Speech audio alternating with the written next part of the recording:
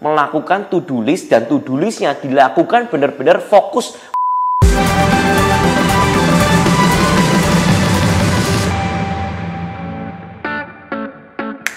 Hai, Antoni Darsono di sini. Nah, teman-teman, saya percaya bahwa 5 tahun yang lalu keputusan-keputusan yang saya buat itu menentukan saya sekarang ini.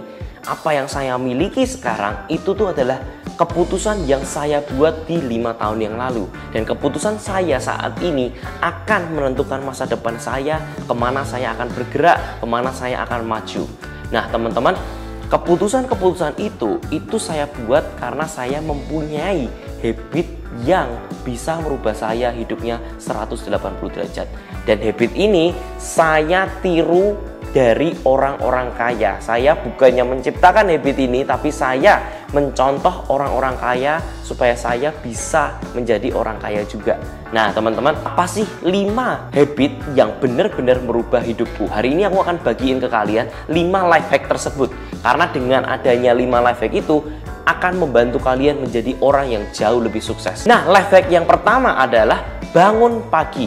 Nah, teman-teman, ini penting banget ya, karena dulu aku tuh adalah orang yang ibaratnya sukanya tuh bangun siang. Saya bangun tuh sukanya jam 8, jam 9.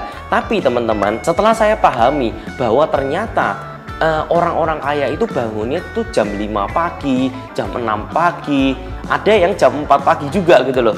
Nah, saya coba untuk bangun jam 5 pagi.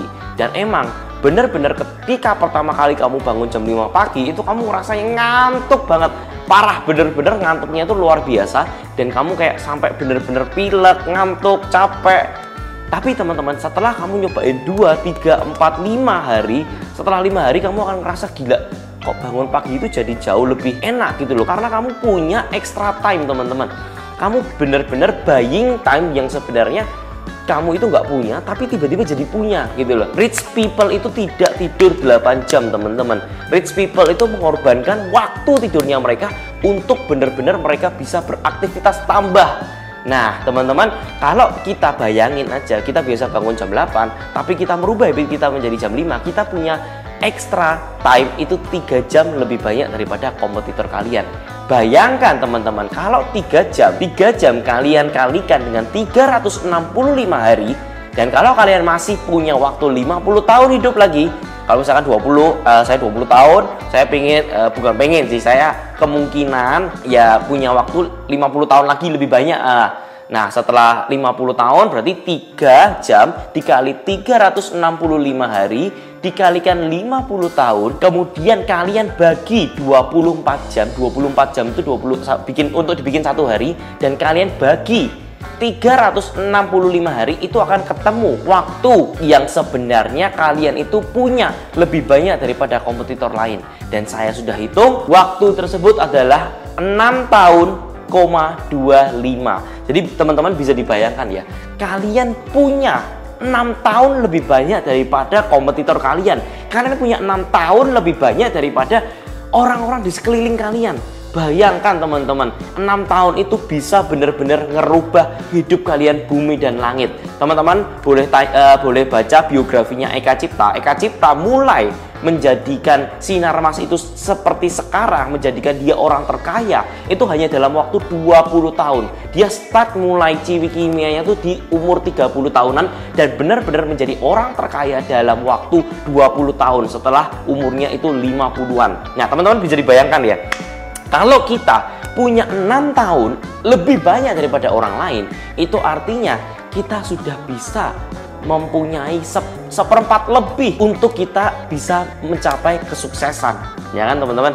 Poin pertama, bangun pagi itu sangat-sangat penting. Dan yang kemudian adalah melakukan to-do list. Ini penting banget teman-teman, karena banyak banget dari kita ketika kita bangun pagi, kita sudah pengen melakukan hal, tapi kita akhirnya bingung karena kita nggak ngerti kita harus ngapain. Nah, penting banget untuk kita ngerti to-do list kita itu mau ngapain aja. Dan to-do list ini diwajibkan untuk sangat-sangat detail. Jadi aku tuh suka banget nulisnya itu jam 8 aku nanti harus pimpin meeting di kantor aku. Nanti jam 9 harus ketemu siapa nih. Terus jam 10 ketemu siapa, jam 11 ketemu siapa. Nah, itu bener-bener dipadetin dan pastikan waktu kalian benar-benar melakukan hal itu, jangan ada disrupsi apapun. Jadi sering banget kita itu kalau misalkan melakukan to-do list, bukannya melakukan to-do list itu, tapi kita malah fokus ke hal-hal lain. Contohnya seperti kita fokus ke sosmed, kita baca-baca Instagram lagi, terus buka-buka TikTok atau apapun itu akan memecah fokus kita dan akhirnya nggak fokus. Akhirnya kita memerlukan waktu tambahan lagi untuk mengerjakan hal itu. Biasakan untuk fokus melakukan satu hal saja. Jangan kalian tuh pecah terus fokusnya. Habis ini mau ini. Dalam melakukan sesuatu, untuk bisa jauh lebih efisiensi, itu kalian harus melakukan to-do list, dan to-do listnya dilakukan benar-benar fokus melakukan to-do list tersebut. Dan yang ketiga, yang penting itu adalah kalian harus in time, teman-teman. In time dalam setiap pertemuan. Karena sering banget aku ketemu sama teman-teman yang masih milenial itu punya habit sangat buruk banget. Mereka itu setiap kali ketemu sama orang, mereka selalu terlambat. Dan terlambatnya itu juga kadang nggak tanggung-tanggung, bisa sampai setengah jam, bisa sampai 1 jam. Yang paling aku bingung, kadang-kadang setiap karyawan yang ngelamar di tempat aku, waktu interview dia pun bisa terlambat. Ini benar-benar menurutku udah sangat-sangat jelek. Biasanya kalau interview udah terlambat, itu begitu dia masuk aja aku udah bilang, Mbak nggak usah datang lagi aja, nggak apa-apa, kita nggak menerima orang yang terlambat. Terlambat ini sangat-sangat buruk. Nah teman-teman bisa dibayangin ya, kalau biasakan untuk appreciate waktu mereka lah teman-teman.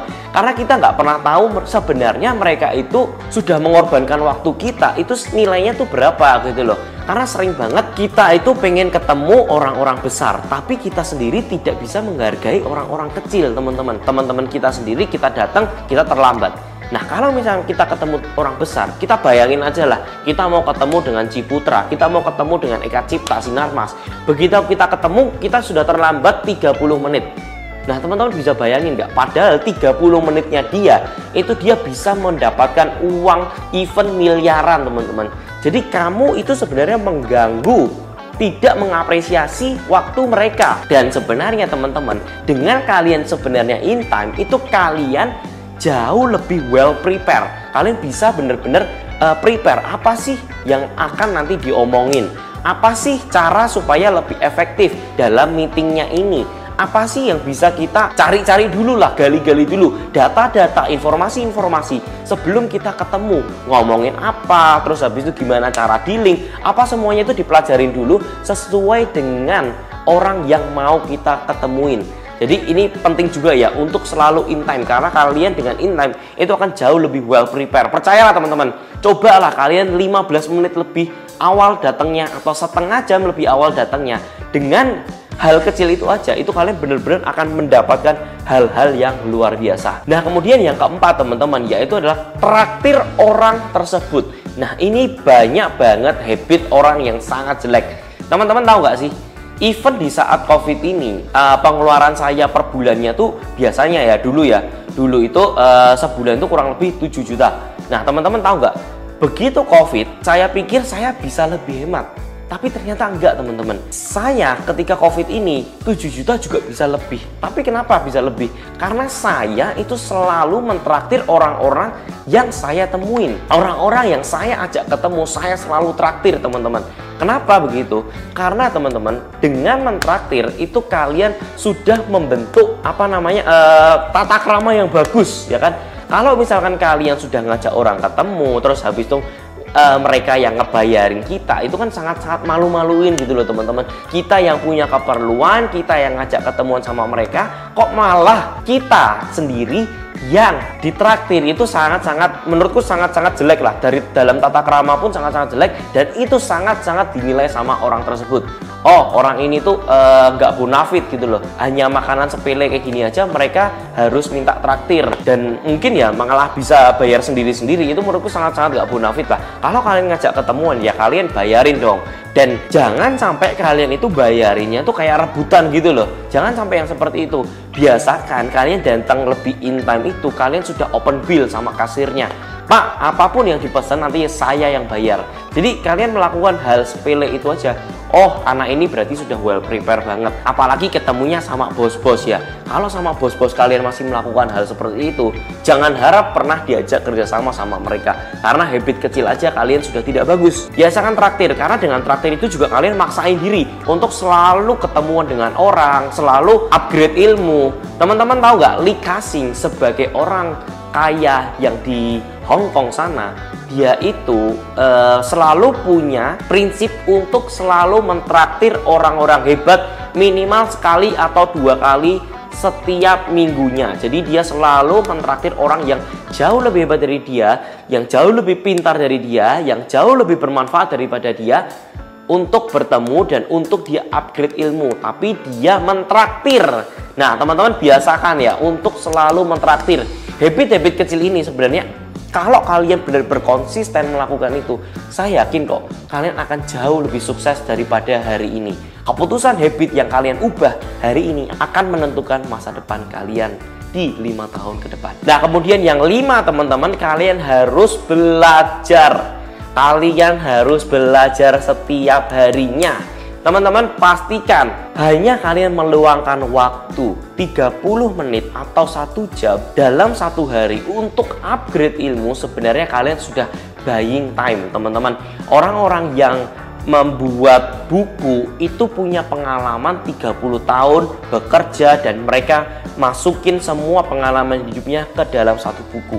Dan kita membeli buku itu sebenarnya kita membeli waktunya mereka. Kita mencoba membeli tanpa kita harus meraba-raba lagi. Hanya dengan upgrade ilmu aja teman-teman. Pastikan jangan nonton Netflix yang sebenarnya itu tidak berguna lah. Jangan nonton Netflix, habis itu juga main games. Ya mungkin kalau main games akhirnya bisa menjadikan penghasilan seperti YouTuber ya, itu oke lah. Tapi kalau untuk cuman just for fun setiap hari, menurutku fun itu tuh bukan yang namanya ngegame terus gitu loh. Nah kalian harus bener-bener upgrade terus, upgrade diri kalian supaya kalian itu tahu ke depan kalian itu akan kemana, ke depan itu kalian bisa menjadi seperti apa. Kalian nggak perlu kok cuman beli buku, kalian juga bisa belajar lewat YouTube. Kalian juga bisa belajar nih dari YouTube aku. Kalian belajar, kalian lihat gimana kira-kira cara-cara untuk menjadi investor properti, habit-habit apa yang diperlukan, dan itu semua bisa dipelajari gratis. Kalian saya bagikan gratis ilmu-ilmu ratusan juta teman-teman. So teman-teman, itu adalah 5 life hack yang bakal merubah hidup kamu, bumi dan langit. Nah teman-teman, jika suka dengan video kali ini, pastikan kalian klik tombol like, karena dengan klik tombol like itu akan membantu video ini supaya tersebar ke lebih banyak orang, ke lebih banyak masyarakat di Indonesia, supaya mereka mempunyai habit yang lebih bagus daripada hari ini. So, thank you for watching teman-teman. Oh ya, jangan lupa untuk subscribe juga ya teman-teman. Bantu aku untuk channelnya selalu berkembang dan selalu membagikan tips-tips supaya kalian lebih maju lagi.